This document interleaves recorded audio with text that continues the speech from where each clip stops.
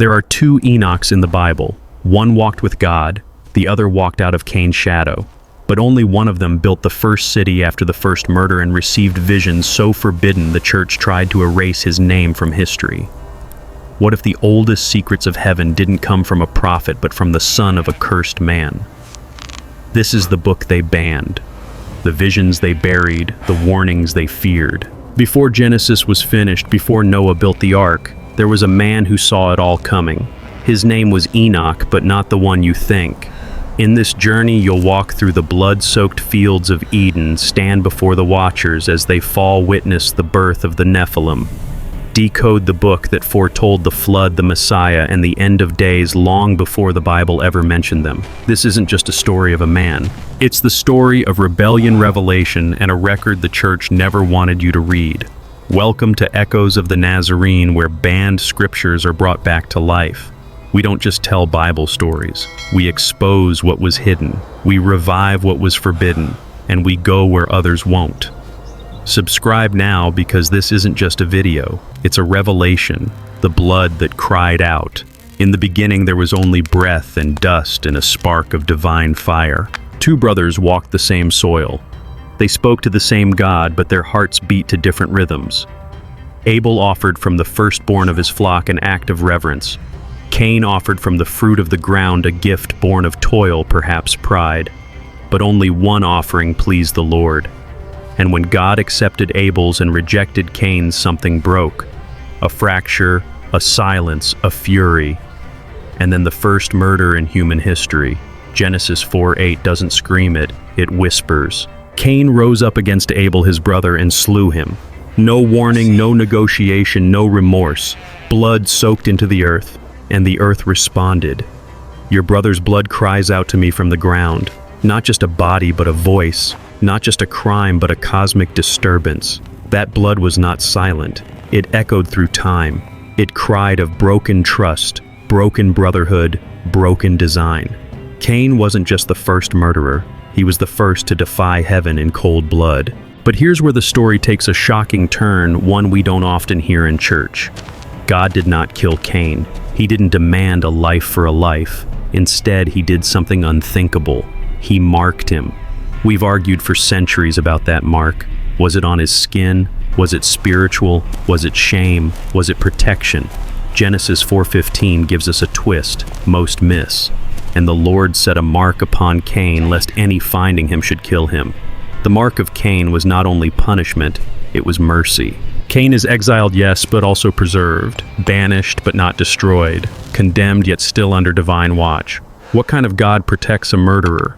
A God who sees deeper than blood, a God who understands that even in judgment, redemption still whispers. Cain leaves Eden's borderlands and enters the unknown, a wanderer, as the text says.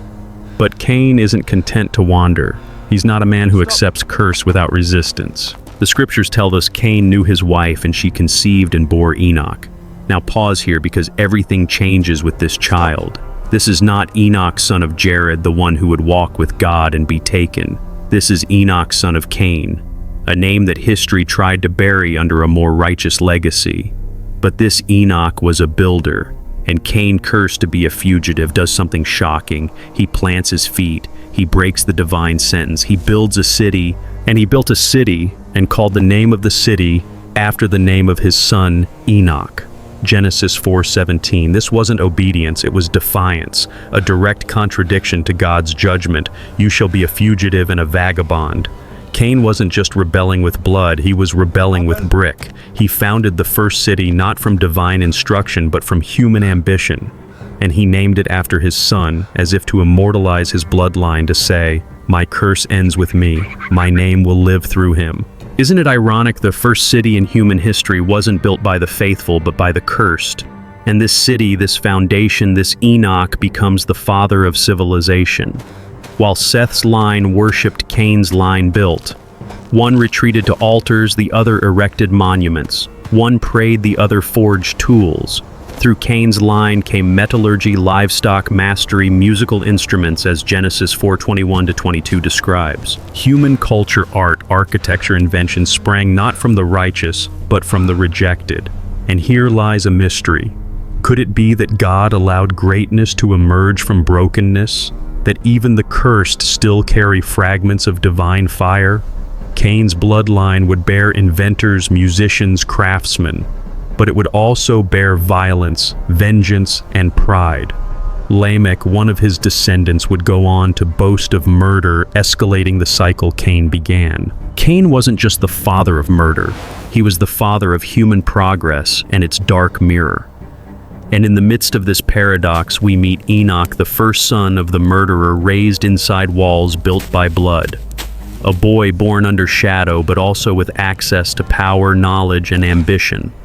Not many talk about this Enoch because his name is overshadowed by the other, the Enoch who walked with God and was no more. But this Enoch, he didn't walk with God, he walked among walls. He watched the rise of tools, the shaping of systems, the creation of something never seen before civilization. And maybe that's why his story was buried, because it reminds us the roots of our cities may lie in rebellion. And the story of humanity is not just a story of worship, it is a story of will. But what happens when the son of a murderer begins to seek the God his father defied? What happens when Enoch, the city-born, the heir of Cain, begins to pray because he did, and heaven answered? Stay with me.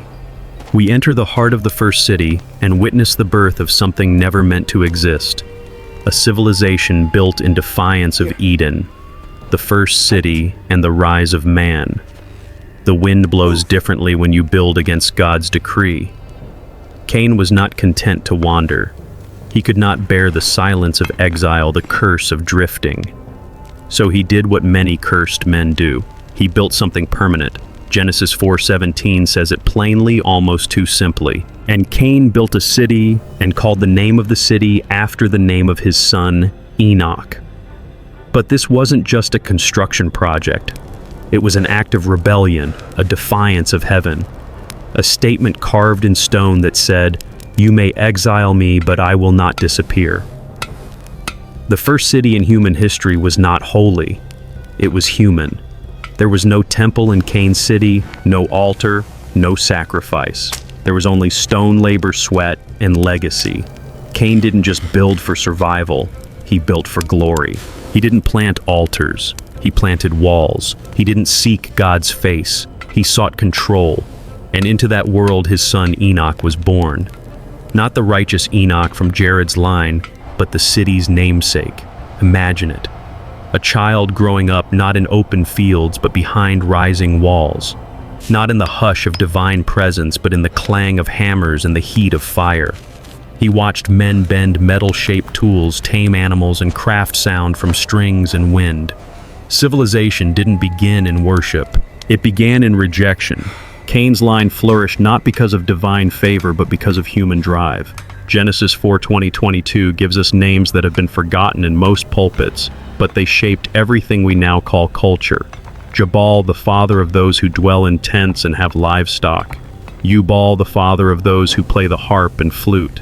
Tubal-Cain, an instructor in every craft of bronze and iron. These names, sons of Cain's lineage, were the first musicians, the first metalworkers, the first nomads of wealth. They gave birth to music, to mechanics, to markets. While Seth's line worshipped, Cain's line built. And Enoch, he stood in the heart of it all. A prince of the first city, the heir of a cursed empire, born in defiance, raised in brilliance. He walked streets where no one prayed, where no altar smoke rose to heaven, but where fires still burned, not to sanctify, but to shape iron, bronze, gold weapons and instruments alike. There is something haunting about that the first music ever played echoed not in praise but in pride.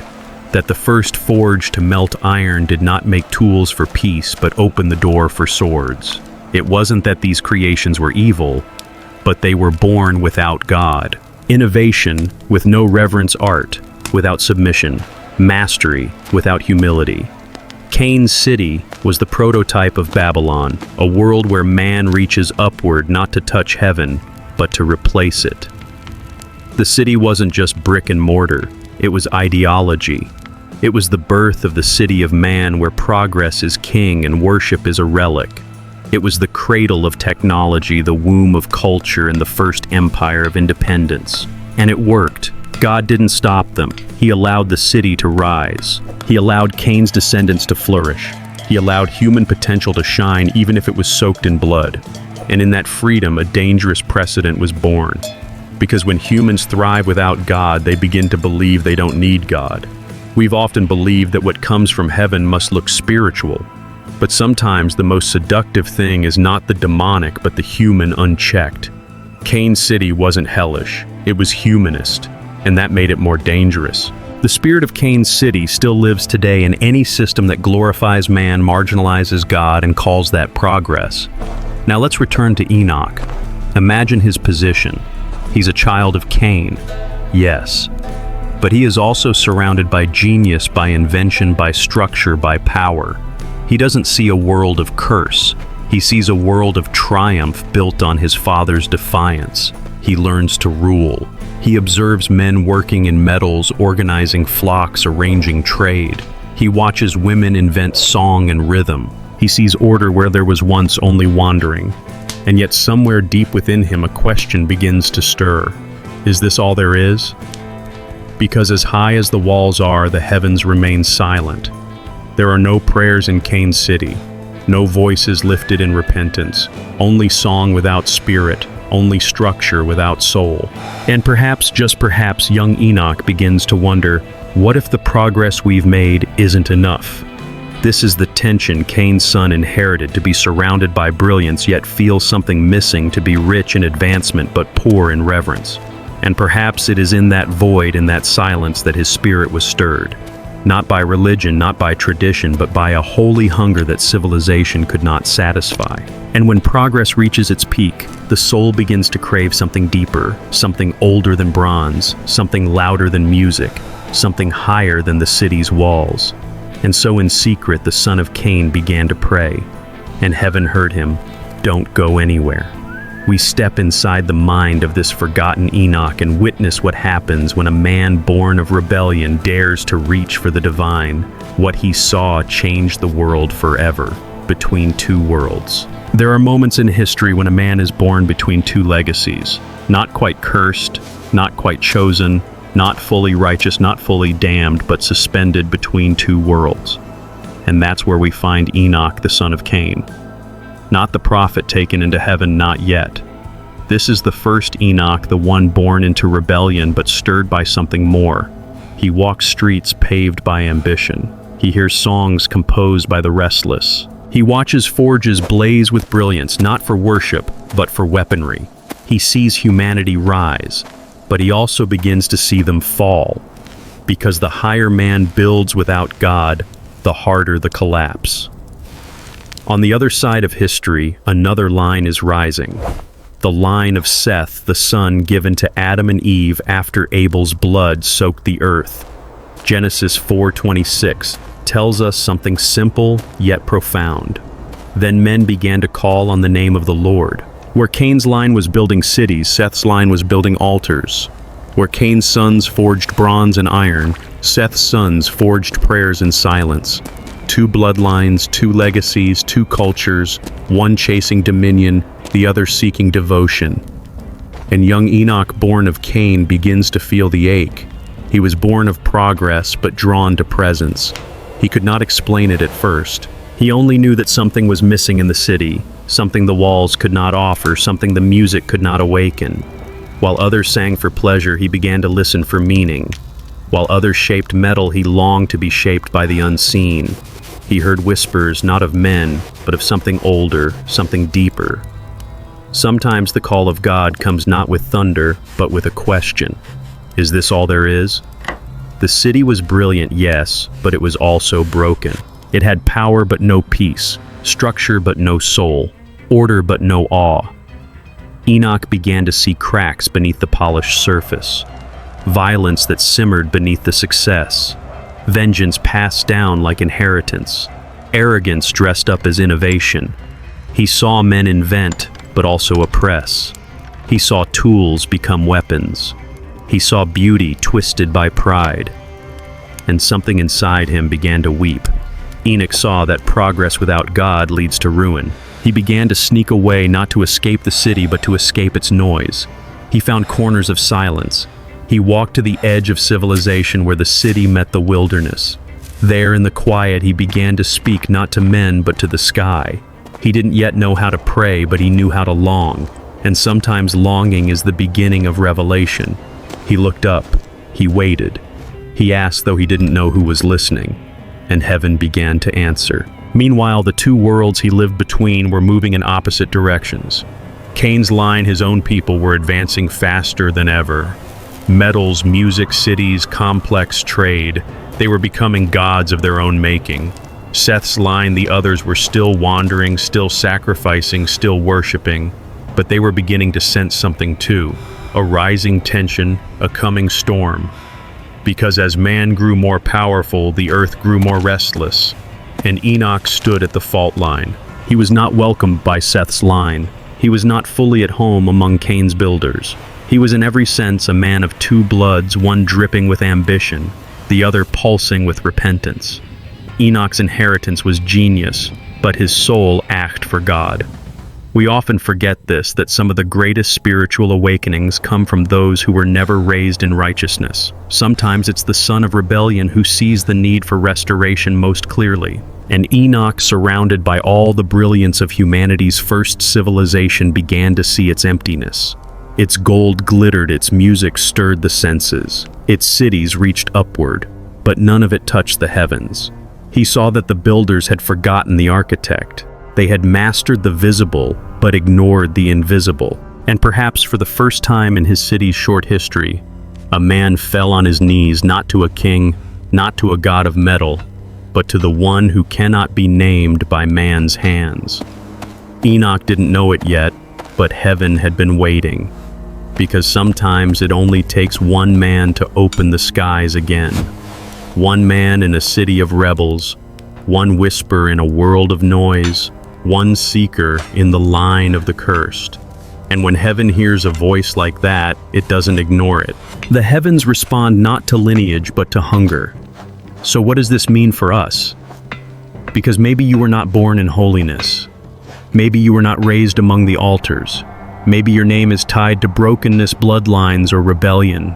But perhaps like Enoch, you are beginning to feel a call beyond the noise, a whisper in the night, a pull from eternity, a longing for something more than success, survival, or applause. Enoch's story is not about perfection.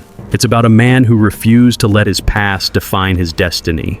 It's about a man who stood at the border of two worlds and chose to seek the one beyond both. And what he found was not just revelation, it was a doorway.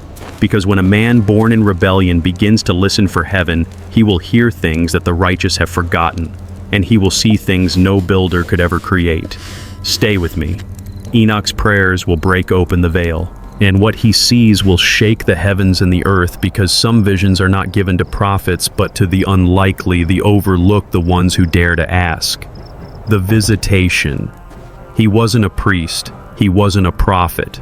He was the son of a murderer, the heir to a cursed bloodline. And yet heaven listened. Enoch's prayers were not eloquent. He had no altar to kneel before, no sacred book to read from. His hands were calloused from stone, not scripture. His ancestors had shaped cities, not temples. But in the quiet corners of the night, away from the clang of metal and music, he began to fast, to wait, to listen. He didn't know if anyone would answer, but something in him whispered, "What if they do?" Days passed. Weeks, the city moved on. Men traded goods, composed melodies, melted iron, and then it happened. One night, as the stars pulsed above the edge of the city walls, a light began to shift the darkness. It wasn't fire. It wasn't moon. It was something that should not have been there and yet was. Enoch stood frozen, his knees trembling, his breath caught between fear and awe. And from the light a form emerged, not a man, not a beast, but something ancient, something radiant. It was Uriel, the angel of wisdom. He didn't come with a sword, he didn't come to judge, he came to reveal. And he said, "You have asked, now you shall see." Enoch fell to the ground, not from fear, but from recognition. Somehow he knew this was not just a being of light. This was a messenger from the deep places of God. Uriel touched his shoulder and time collapsed. The stars swirled, the ground vanished, and suddenly Enoch was no longer in the city. He was being taken, carried beyond space, beyond sight, into realms few men ever enter. What he saw next could not be explained in human language. But he tried. He would later write not with ink alone, but with trembling hand of visions too great to comprehend. He saw the tree of life glowing with a fire that did not burn. He saw countless angels arranged in perfect order, each with a role, each with a sound. He saw the heavenly throne surrounded by glory, wrapped in thunder, seated in unspeakable majesty. Heaven opened not to a prophet, but to a city builder's son. The angels moved in rhythm wheels within wheels, eyes that saw all voices that sang creation into being. Enoch watched and wept. He saw realms where the righteous would dwell. He saw chambers of waiting. He saw record scrolls that contained the names of men and the secrets of the stars. Heaven, he realized, was not abstract. It was not a mist. It was not myth. It was more real than the stone walls of his father's city, and it had been waiting for someone to ask. Uriel spoke again. He told Enoch that he had been chosen not because of his lineage, but because of his longing. God responds not to bloodlines, but to hunger. The divine is not revealed to the perfect, but to the persistent. And then Enoch was shown the Watcher's angels who once walked among men, sent to guide, sent to teach. But some had turned. Their eyes were no longer pure. Their purpose was no longer holy. They would become the ones who fell the Watchers, those who descended and corrupted the daughters of men. But Enoch's vision wasn't just of their fall. It was of what preceded it. He saw the moment the first one hesitated. The moment desire entered the heart of the heavenly. The moment obedience fractured into ambition, heaven shuddered and earth would pay the price. But more was revealed. Uriel showed Enoch the days to come. He saw a great flood water swallowing the world. He saw a remnant of family preserved. He saw towers rise. He saw kingdoms fall. He saw the coming of a son of man riding with fire in his eyes. He saw judgment. He saw restoration. Heaven unfolded the entire tapestry of history before him, past, present, and future, and then handed him something unexpected, a task. Enoch was not only to see, he was to record. Uriel said, "Write what you see for generations to come, for days not yet born." Enoch was to become a scribe of heaven, the first to write the words of angels, the first to transcribe visions from beyond the veil. He was given ink and scroll, and in the midst of glory he began to write. This moment is easy to overlook, but it changes everything. Writing had not yet been mentioned in the Bible. No man had yet been called to record a revelation. But Enoch becomes the first prophetic author. Not Moses, not Isaiah, not even Adam. Before there was scripture, there was Enoch's scroll. He wrote of the angels, of the orders of creation, of the secrets of the luminaries, the paths of the sun and moon, of the names of the fallen ones, of the warnings for mankind. But more than that, he wrote of hope, that even in a world shaped by rebellion, God was still speaking. It's easy to think that God only speaks to the holy, to the clean, to the appointed. But Enoch's story destroys that myth. He was born in a cursed line, raised in a city built on defiance, taught by men who had never seen an altar. And yet he was taken higher than any man had gone. So what does this tell us? That heaven does not choose the obvious. That those who kneel in secret may be handed the scrolls of eternity. That God may still be looking for a son of Cain who dares to pray. And when one man seeks the unseen comes seeking him. Don't leave. We enter the forbidden history of the Watchers, who they were, why they fell, and what they taught mankind. That changed the world forever. Their secrets didn't just corrupt, they still live on. The Watchers descend. Before there were kings, before there were temples, before humanity fully understood who they were, they came not from across the sea, not from another kingdom, but from above. From the high realms of heaven, where the stars move with divine precision, and the will of God pulses like lightning through the veins of angels, they descended. Enoch called them the Watchers. In the ancient tongue, Gregory, they who watch. They were not rebels, not yet. They were sent at first with purpose. 200 in total, powerful, radiant, terrible in glory. They came to earth to observe, to guide, to watch over mankind, to help humanity navigate the early mysteries of creation. They were heaven's emissaries assigned not to rule, but to reveal. And for a while they fulfilled their task. They taught men the secrets of the stars, the cycles of the moon, the healing herbs of the mountains. They showed how to till the earth with wisdom, how to blend roots for medicine, how to interpret the signs in the heavens. They brought clarity, insight, structure. But wisdom in the wrong hands can become weaponized, and eventually their mission drifted. It began not with violence, but with desire. The Book of Enoch records it plainly, and it came to pass that the sons of heaven saw the daughters of men that they were beautiful. And they lusted not from afar, not in silence, but with resolve. One of them, a leader among angels named Jaza, spoke the words no angel was ever meant to utter. Let us choose wives among the daughters of men, and beget children with them. At first the others hesitated. They knew the price. The line they were about to cross was not just forbidden, it was irreversible. But Jaza swore a binding oath, and they all agreed together. 200 angels made a covenant of rebellion.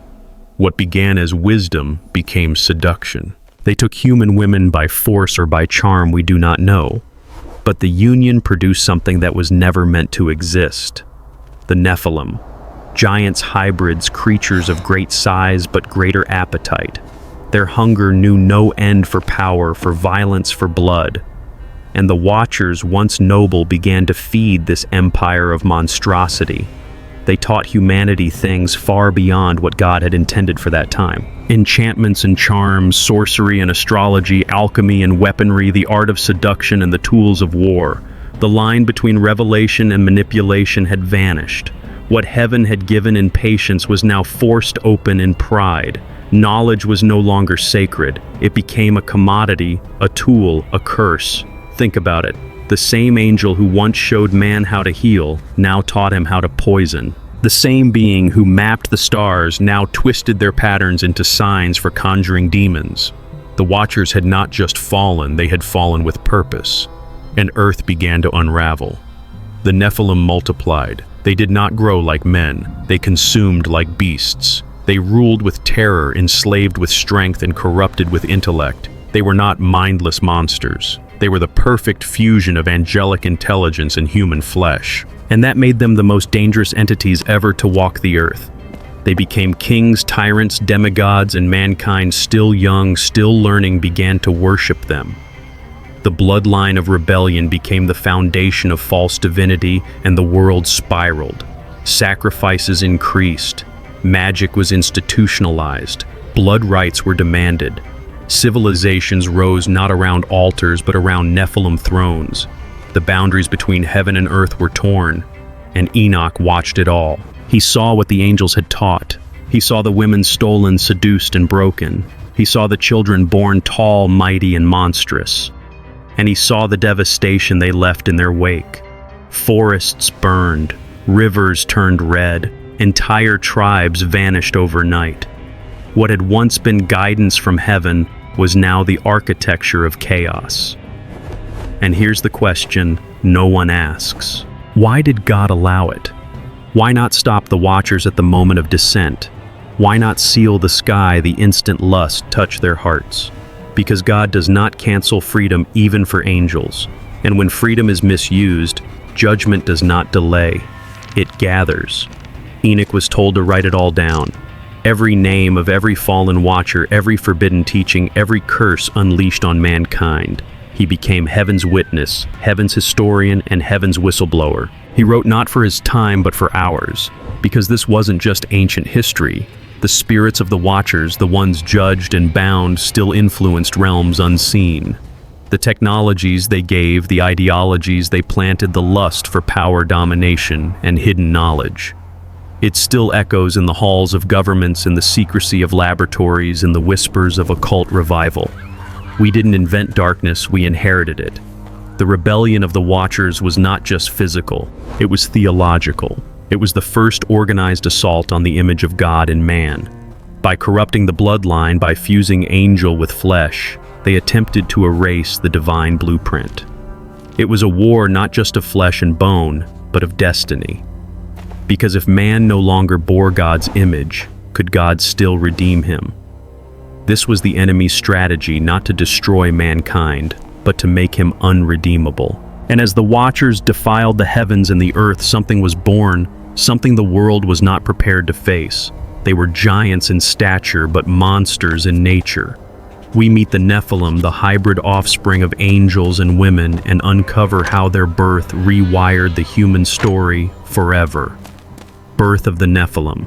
There are some stories the ancient world refused to forget, not because they were beautiful, but because they were terrifying. They whispered of beings who towered over men, whose eyes glowed with strange fire, whose strength could topple cities, and whose appetites knew no end. They weren't just legends. They weren't just myths. They were the Nephilim, and their birth was the most catastrophic turning point in early human history. It began with an unholy union. 200 Watchers angels assigned to observe crossed the boundary between the divine and the human. They didn't just descend, they took wives. They created life outside of God's design. The women bore children, but not ordinary children. They grew fast, they grew large, they grew hungry.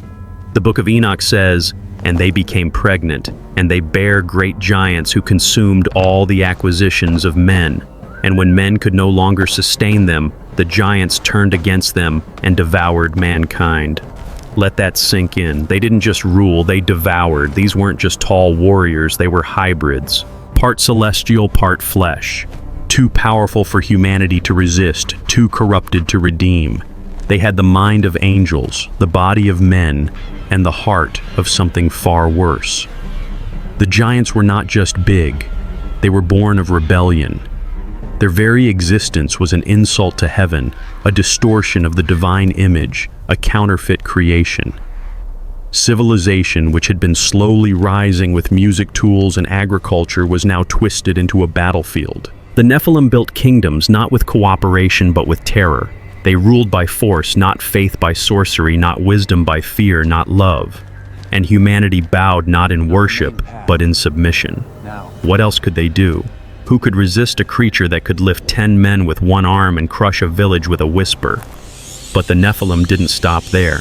They weren't content to simply dominate. They began to experiment. They corrupted the animals. They manipulated nature. They created monstrous offspring mixtures of beast and man's spirit and flesh.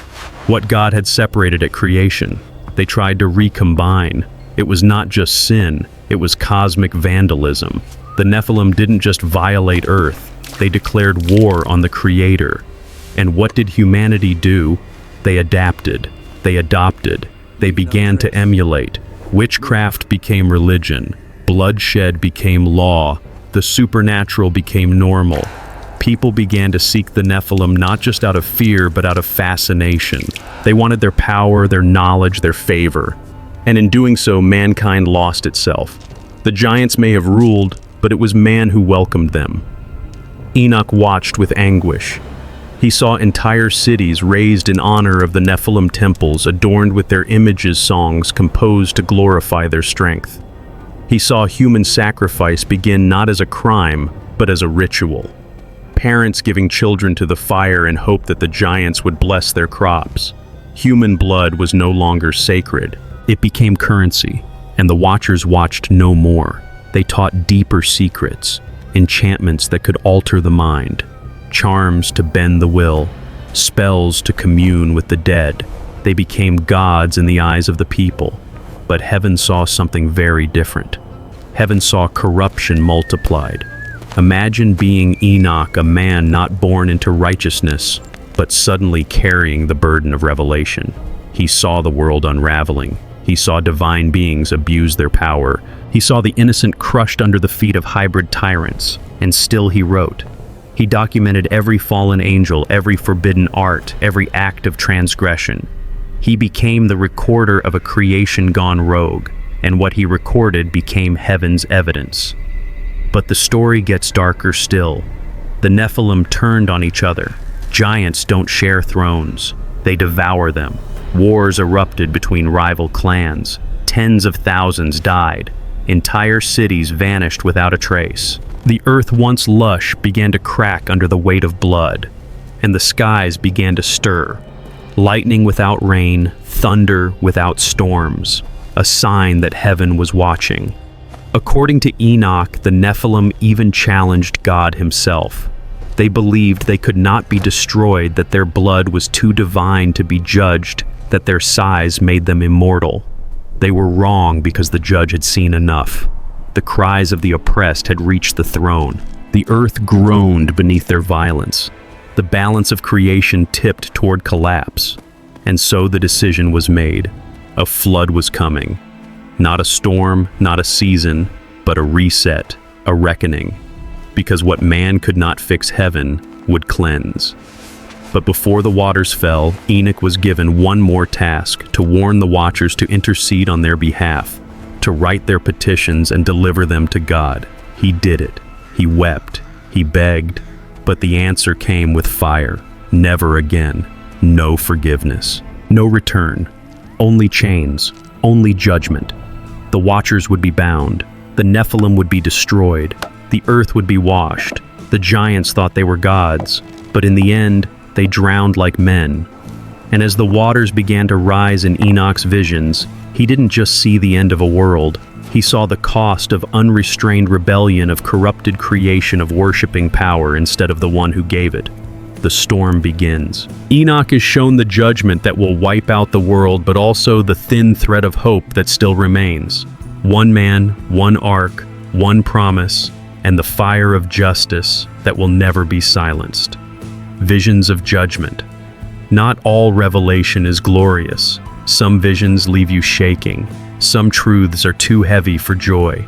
And when Enoch was taken up again, when his spirit was lifted from the dust of earth into the halls of heaven, what he saw was not splendor. It was sorrow. It wasn't thunder or flame or divine shouting. It was the grief of God.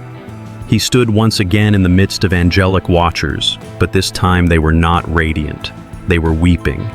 Heaven itself mourned, for the creation that had been declared good was now corrupted to the core, and God, whose patience is long, had reached the hour of decision.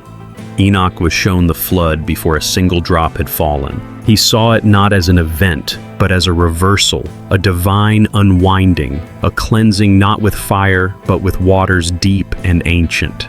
The fountains of the deep would break open. The skies would scream with rain. Mountains would disappear beneath roaring oceans. Cities would vanish as if they'd never existed. The giants, those mighty Nephilim who had ruled men like gods, would claw, scream, run, but they would drown. Not because they were weak, but because they were wrong. And Enoch saw the pain not just of man, but of God. The flood wasn't born from rage, it was born from heartbreak. Genesis 6:6 echoes this truth. And the Lord was sorry that he had made man on the earth, and it grieved him to his heart. That line should shatter us. The Creator grieved not because he failed, but because we did. We turned beauty into blood, freedom into defiance, heaven's gifts into earth's chains. And as Enoch watched the judgment unfold in vision, he began to understand this wasn't just destruction, it was reset, but not for everyone. Because the fallen ones, the watchers still watched, bound to the earth, unable to ascend, cast from the glory they once carried. They saw their children, the Nephilim, being marked for annihilation. And in a moment of desperation, they turned to the one man who had seen both realms. They begged Enoch to intercede. They pleaded, "Petition the Most High. We are sorry. We will not do it again. Tell him to forgive us, to spare our sons, to release us from this sentence." And for a moment, Enoch hesitated. He had seen their crimes. He had watched their corruption. He had recorded every forbidden act. But he had also seen their regret, their terror, their loss. So he did the unthinkable. He agreed. Enoch, son of Cain's line, citizen of the first city, a man born under rebellion, became the intercessor of angels. He fasted. He wept. He ascended in spirit, and he wrote their petitions, their cries, their names, their reasons, their hopes, and he delivered them, scroll in hand, to the throne of the Most High. But heaven was silent. Then the voice came, not angry, not thunderous, but final. Their petitions will not be heard. The words shattered the stillness. God had decided. The line had been crossed.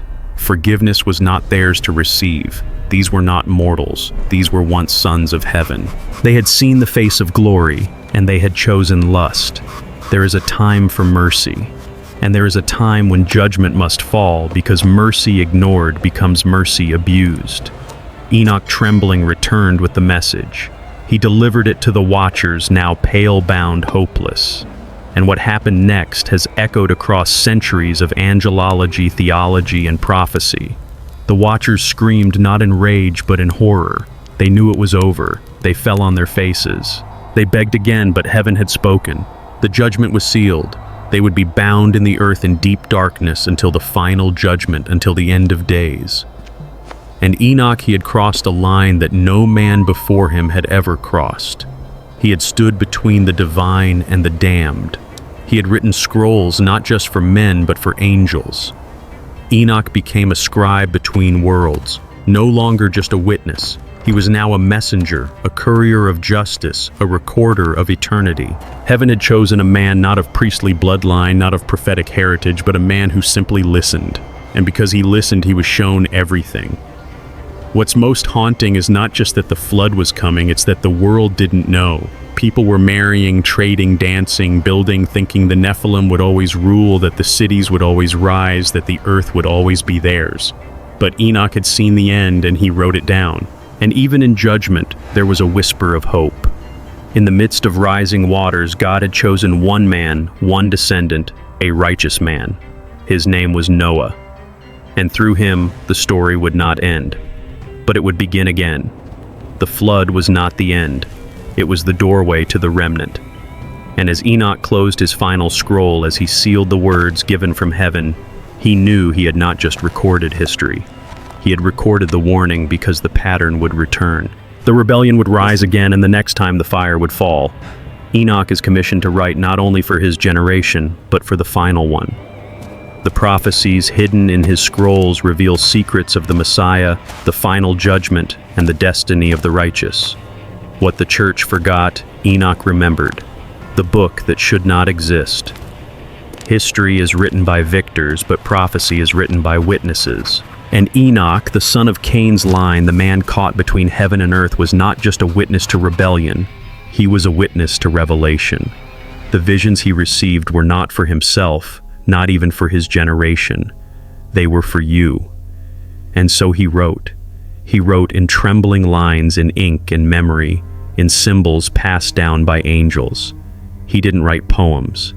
He wrote judgment. He didn't write speculation. He wrote what he saw. Visions of fallen angels, of heavenly thrones, of watchers and chains of fire yet to fall. And most shockingly, he wrote of the one who would come. Enoch prophesied the Messiah thousands of years before Bethlehem. He saw a figure like a son of man riding on clouds, seated next to the Ancient of Days, receiving judgment, glory, and dominion. This vision appears again in the Book of Daniel and again in the Gospels. But Enoch saw him first. Quote from 1 Enoch 46, 1-2. There I beheld one who had a head like a white wool. With him was another whose countenance resembled that of man. This is the Son of Man who will bring righteousness to the earth. Enoch saw the Messiah not only as Savior but as Judge. He saw his return. He saw the wicked trembling before him. He saw the righteous shining like the sun. He even foresaw the resurrection, the opening of graves, the rising of the just. Centuries before Moses, before Israel, before the law, Enoch was already preaching the gospel, but the church would later call it Apocrypha. Scholars would label it non-canonical, and empires would try to erase it. Why? Because it said too much. Enoch's writings didn't only contain prophecy. They contained origins not of creation, but of corruption. He explained the origin of demons, the rebellion of the Watchers, the rise of sorcery, astrology, and forbidden knowledge. He named the angels that fell. He traced the rise of evil not to man, but to the celestial rebellion that predated the flood. This book was dangerous because it explained what evil actually is and who caused it. It removed the illusion that evil is just human error. It revealed that Earth has been a battlefield and that man was never the only player. But there was more. Enoch didn't just name darkness. He traced the line of light. he described the destiny of the righteous. Those who walk humbly seek truth and endure injustice for the sake of the coming kingdom. He spoke of final judgment of angels, with swords of the book of life of thrones being overturned and hidden ones being raised up. Reflective moment.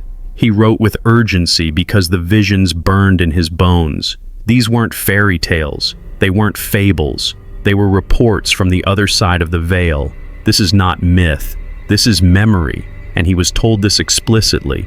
In the Book of Enoch, the angel Uriel says to him, "Enoch, write all these things which I have made known to you for the generations to come, not for this generation, but for a distant one that will live in the days of tribulation." Let that settle for a moment. Enoch wasn't writing for his own people. He was writing for a time still ahead, a time like ours. A world where the Watcher's teachings have returned, where sorcery is science, where angels are mocked, where giants are no longer physical but cultural, corporate, and systemic. The world Enoch foresaw is the world we now live in. That's why the book was banned, because it didn't just tell ancient stories, it told future truth. So what happened to this book? Why don't we hear sermons on it? Why is it absent from the modern Bible? Because over time, powerful men decided it was too dangerous. It was quoted by early Christians, including Jude, the brother of Jesus. He writes, "Behold, the Lord comes with 10,000s of his holy ones." That's from Enoch, word for word. Even Peter alludes to Enoch's tales of fallen angels in chains. The early church fathers referenced it. It was widely circulated, but then it vanished. It wasn't lost by accident. It was buried on purpose. Council after council chose to leave it out of canon. Why? Because it could not be controlled. It spoke of too many realms, too many beings, too much knowledge outside the hands of the priesthood. It empowered the common man to see behind the curtain. It named names. It unveiled systems. And most of all, it proclaimed a Messiah not owned by any one nation, tribe, or religious system. Only one church in Ethiopia dared to preserve it. For over 1,000 years, they guarded the Book of Enoch as scripture. And then in the 18th century, a Scottish explorer named James Bruce brought copies of it back to Europe. Most dismissed it, laughed at it, called it forgery until the 20th century, when fragments were found among the Dead Sea Scrolls in caves sealed for 2,000 years. The book they said never existed was found word for word. The Book of Enoch wasn't fabricated. It was preserved for now, for you. So the question isn't whether the book is real, it's whether you're ready for what it reveals. Because if Enoch was right, then the war we face isn't new. The enemies we fight are not flesh, and the victory we await was written long before we were born. We follow Enoch as he is taken once more, not into judgment this time, but into the halls of redemption. There he sees the promise of the Messiah unfold not only for his time, but for the end of time.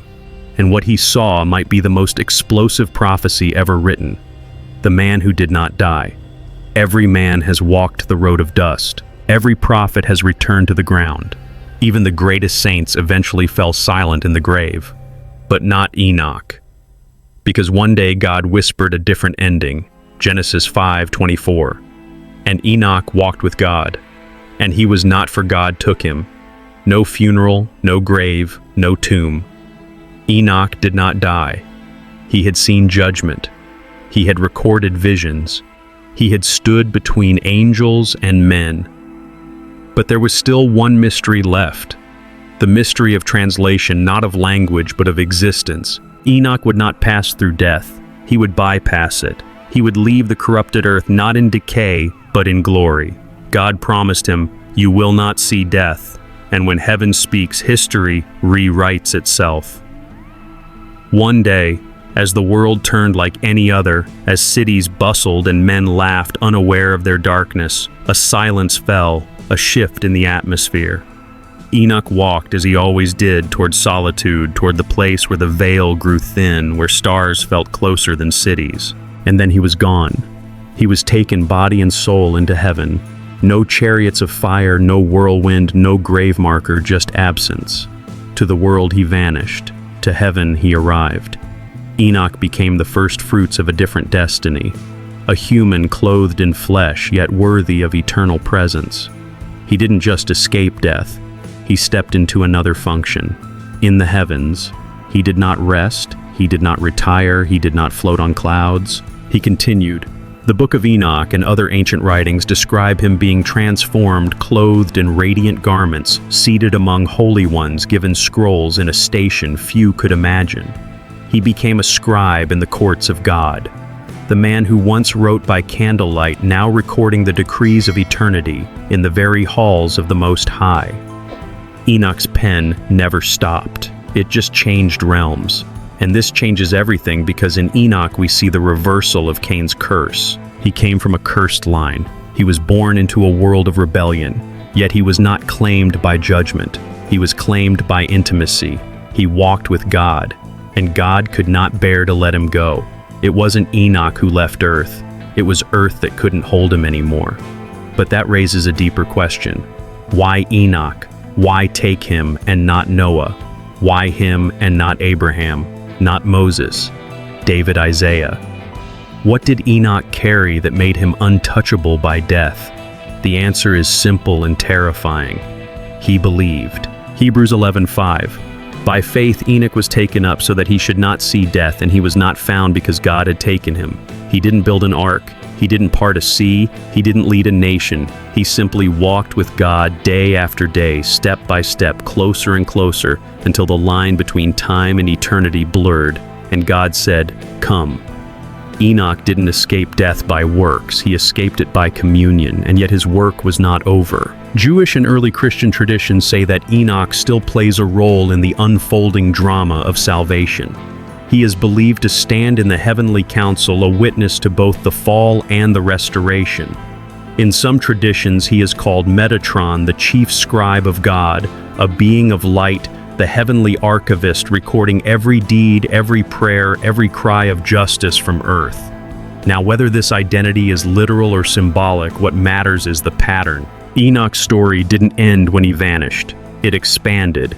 He left Earth, but not history. And here's where the mystery deepens. Enoch's absence became his most powerful message. Because where there should have been a grave, there was only a gap, a question, a silence that speaks louder than words. Theologians have long said, in Enoch we see the shadow of what is to come, because one day another man would rise not to be taken but to descend, not from earth to heaven but from heaven to earth. The Son of Man, the very one Enoch saw in his visions, would walk where Enoch walked, but instead of avoiding death he would face it and destroy it from the inside. And because of that victory, Enoch's path is no longer unique. It is now a prototype, a prophetic blueprint of what's possible for all who walk with God. Enoch was the first man to beat death, but he will not be the last. We shall not all sleep, but we shall all be changed in the twinkling of an eye. This is not fantasy. This is Enoch's legacy. So what does this mean for us? In a world drowning in death, obsessed with decay, gripped by fear of the grave, Enoch whispers a different path. Not through escape, but through closeness. Not through power, but through presence. You don't have to be born perfect. You don't need a righteous bloodline. You don't even need a title. You just need to walk day by day, step by step, with the one who knows the way home. Enoch didn't find immortality. He found God, and that was enough. In the end, the greatest miracle in Enoch's life was not that he escaped death. It was that heaven made room for a man born in rebellion, a man who chose to listen, a man who walked away from the noise of the city and into the voice of the eternal. He walked with God, and then he kept walking. We follow the fate of the Book of Enoch after his departure from sacred text to forbidden scroll. We uncover how a book once quoted by the apostles became banned by the church, and why its disappearance may have been the greatest theological cover-up in history. The church bans the book. Enoch never died, but his book was killed, buried, forgotten, erased, not by atheists, not by skeptics, but by the very institution that once cherished it. In the first centuries of the church, the Book of Enoch was not fringe. It was not obscure. It was revered. The early followers of Jesus, especially those closest to the apostles, studied it, quoted it, read it aloud in communities of faith. To them, Enoch's visions weren't strange. They were essential. They helped frame what was happening and what was coming. Before there was revelation, there was Enoch. Don't take my word for it. Open the New Testament and you'll find Enoch's fingerprints. Jude 1:14-15. Music Enoch 2 from Adam prophesied, "Behold, the Lord comes with 10,000s of his holy ones to execute judgment upon all." That's not metaphor. That's a direct quote from the Book of Enoch, word for word, not referenced, not paraphrased, quoted. And it wasn't just Jude. Peter also echoes Enoch in 2 Peter 2:4 when he writes, "God did not spare the angels when they sinned, but cast them into chains of darkness to be held for judgment." That concept, fallen angels bound in Tartarus, doesn't appear anywhere in the Old Testament. It comes straight from Enoch's writings. The apostles didn't just know the Book of Enoch, they believed it. They saw it not as fiction, but as foundation. So what changed? The answer is as uncomfortable as it is revealing. The Book of Enoch wasn't rejected because it lacked truth. It was rejected because it held too much of it. Too much angelology, too much apocalyptic vision, too much power for the people. As the early church grew, power began to consolidate. No longer were small house churches the center of faith. Now bishops presided over vast dioceses. Theology became political, and with political power comes theological censorship. The Book of Enoch presented problems. It spoke openly of fallen angels and their influence on humanity.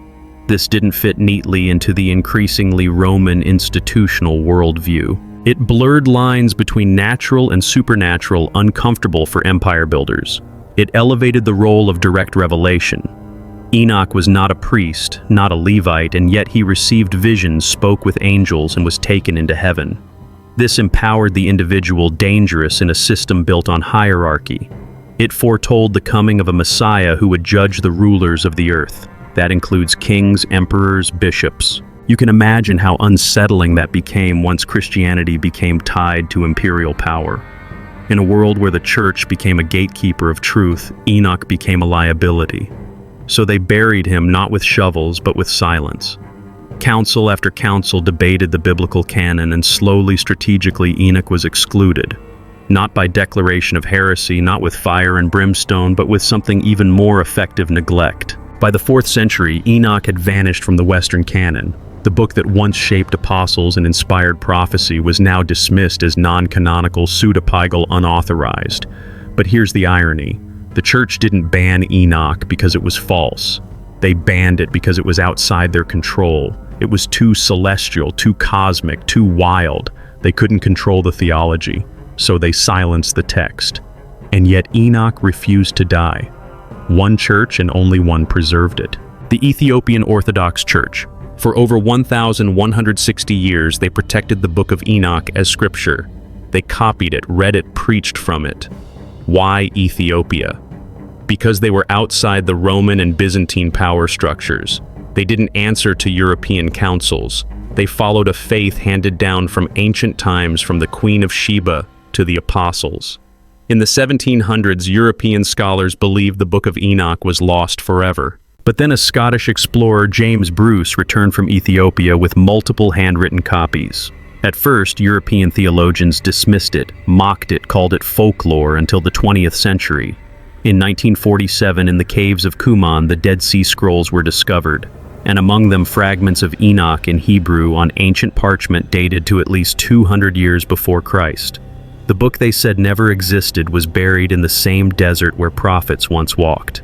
It wasn't new.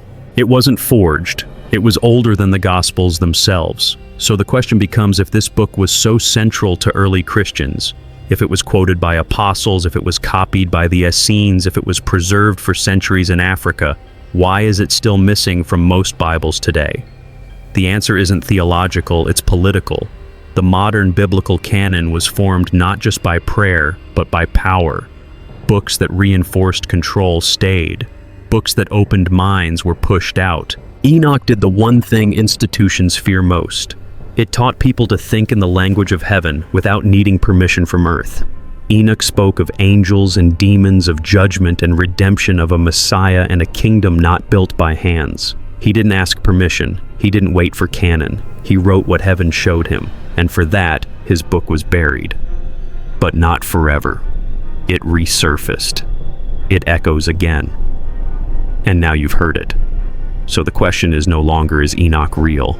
The question is, what else have we buried that heaven still remembers? We travel to Ethiopia, the last sanctuary of the Book of Enoch, and we uncover how this forgotten church preserved a forbidden text and why its survival may hold the final key to a hidden prophecy. You don't want to miss it. The Ethiopian secret. While the Western world burned Enoch's words from its canon, while councils debated and empires buried the book beneath layers of doctrine and fear, in the highlands of Ethiopia, a secret was kept. It wasn't guarded by force. It wasn't protected by politics. It was preserved by faith. Nestled among the mountains of East Africa, far from the reach of Rome and Constantinople, the Ethiopian Orthodox Church held a torch that the rest of the world allowed to go dark. They didn't question the book. They didn't ban it. They canonized it. To them, the Book of Enoch wasn't Apocrypha. It was scripture. For over 1,000 years, it remained in their sacred canon, read aloud in their liturgies, studied by their priests, respected by their kings. While the West forgot, Ethiopia remembered. And this isn't just theological trivia. This matters because Ethiopia is one of the oldest Christian nations on earth. Its faith traces back to Philip and the Ethiopian eunuch in the Book of Acts, a man who was baptized and returned home with the gospel centuries before Constantine ever dreamed of conversion. Their connection to Jerusalem is even older through the legendary Queen of Sheba and King Solomon, through the Ark of the Covenant traditions, through a deep Hebraic spiritual lineage. They were not an offshoot. They were an original branch untamed by Western reshaping. So when the West abandoned Enoch, Ethiopia held him close. His visions became woven into their theology. His words echoed in their monasteries. His prophecies fueled their apocalyptic imagination for centuries. And while Europe questioned angels, Ethiopia remembered their names. The Book of Enoch didn't survive in a cave. It lived in a people. Enter the 18th century. A Scottish explorer named James Bruce arrived in Ethiopia searching for the source of the Nile. But what he discovered was something far more controversial. He was handed a manuscript written in Gaz, the ancient liturgical language of Ethiopia. It was a complete copy of the Book of Enoch. Bruce didn't believe what he was holding. He had been told, like everyone else, that Enoch was myth, a lost, unreliable fragment. But here it was intact, hand-copied, preserved in a church that had never let it go. What was banned in the West survived in the East. Bruce brought 3 copies back to Europe, one to Paris, one to Oxford, one to Berlin, and he was mocked. Western scholars said it was forgery. They claimed it had no value. They dismissed it as Ethiopian legend, a theological curiosity at best. No one wanted to believe it was real. Because if it was real, everything they had removed was still alive. But Enoch has a way of rising again. In 1947, a group of Bedouin shepherds stumbled into a cave near the Dead Sea. Inside clay jars, and inside the jars scrolls thousands of fragments, many books, and among them pieces of the Book of Enoch. In Hebrew, the book James Bruce carried out of Africa matched the scrolls hidden in the desert for over 2,000 years. It was not folklore. It was ancient. It predated the Gospels. It predated the rabbis. It stood alongside Isaiah and Daniel in the minds of the Essenes, the radical apocalyptic community of Qumran. Suddenly, Bruce wasn't crazy. Ethiopia wasn't mistaken. The church was caught. They hadn't preserved scripture. They had curated it, removed what was dangerous, kept what was safe. But Ethiopia had kept the whole picture. So what does this mean? It means the Book of Enoch never disappeared. It was simply hidden in plain sight in a land that the West refused to see as central. In the African highlands, beneath the shadows of stone churches carved into mountains, the prophecies of Enoch were whispered by monks, preserved by scribes, believed by the faithful, and now rediscovered by the world. This forces us to confront a hard truth. What else did we lose? What else have we dismissed because it didn't fit the official narrative? What other scrolls still lie forgotten, not in caves but in cultures we've ignored? The greatest threat to the truth is not destruction, it's institutional pride. Enoch challenged the system not by attacking it, but by revealing more than it could handle. And Ethiopia, untouched by imperial theology, had no reason to suppress him. They simply kept him. And now the world is turning back. Scholars are studying Enoch again. Theologians are revisiting angelology. Linguists are translating Gaius with fresh eyes. And prophecy-minded believers are realizing the key to understanding the end was written before the beginning. Enoch's prophecies speak of a Messiah who comes in fire of watchers who return in judgment of the righteous, who will be resurrected and shine like the stars. He foresaw a generation obsessed with power, technology, false gods, hybrid identities. Sound familiar? Maybe now we understand why the book had to be removed. Because it didn't just speak to the ancient world, it speaks to ours. Enoch's voice was silenced in the West so it could be preserved in the East for such a time as this. The Ethiopian church never claimed to be the guardian of secrets. They simply kept what they were given. And maybe that's why they were chosen. Because sometimes God doesn't trust the powerful but the faithful. We trace how the rediscovery of Enoch's book is shaping modern theology, prophecy, and spiritual warfare from ancient scroll to end-time revelation. What if Enoch's return is not just archaeological but prophetic? What if it's not just history? What if it's an alarm? Enoch's legacy in 3 religions. Some names echo through temples. Some are carved in stone. Others disappear from public memory yet survive in the shadows of scrolls, ruins, and whispered prophecy. Enoch is that kind of name. He was not crowned. He never built a nation. He didn't lead an army. And yet he lives in 3 world religions, threading through their deepest mysteries. He was not erased. He was preserved in secret. In Judaism, Enoch occupies a place of awe and silence. The Hebrew scriptures barely mention him, a few lines in Genesis, a mysterious vanishing in chapter 5. But in Second Temple Judaism, something changes. Writings from Qumran, the Dead Sea Scrolls, reveal that Jewish sects revered Enoch as a scribe of heaven, a prophet, a cosmic traveler. He wasn't just a righteous man. He was the man who saw the mechanics of creation, the calendar of the stars, and the punishment of angels, the book of the watchers. The first section of First Enoch became central to Jewish apocalyptic thought. Without Enoch, the fiery visions of Daniel, the war scrolls of Qumran, and the angelic hierarchies in Jewish mysticism might never have taken shape. Enoch shaped the unseen framework of Judaism, the things whispered but never shouted. In Christianity, Enoch is more than a figure. He is a prototype. He was the first to be taken, the first to bypass death, the first to walk with God and not be found. He becomes the shadow of Christ's ascension, the pattern of the rapture, the forerunner of glorified flesh. The Book of Jude quotes him. Peter echoes him. The Book of Revelation mirrors his visions. Stars falling, heavenly thrones, books being opened, judgment descending. But what's more, early Christian thinkers like Tertullian, Irenaeus, and Justin Martyr referenced Enoch's writings. They didn't treat them as myth. They treated them as context, the necessary background for understanding the coming of the Son of Man. Enoch didn't just point to Jesus. He described him 2,000 years before Bethlehem. His Son of Man wasn't poetic, it was prophetic. The Messiah Enoch saw was not a lamb in a field.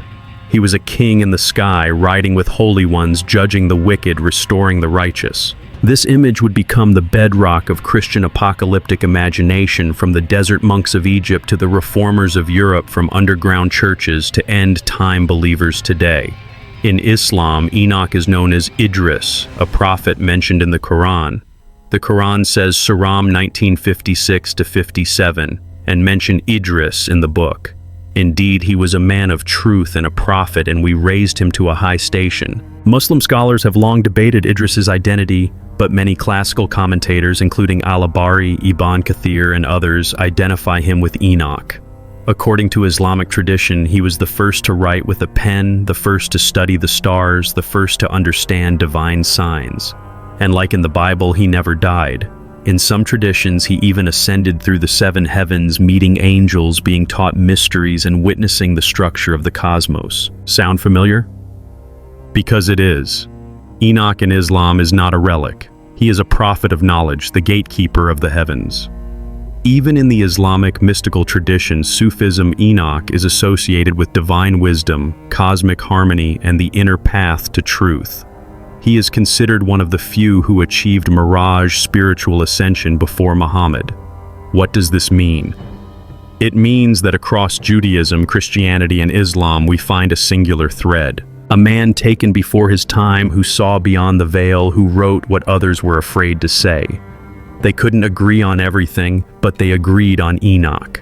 Not in the headlines, not in the canon debates, but in the shadows, in the mystical corridors, in the scrolls, surahs, and lost gospels. He never became the face of religion, but he became the spine. So ask yourself, why would three of the world's largest faiths, often at odds with each other, all keep a silent reverence for the same man?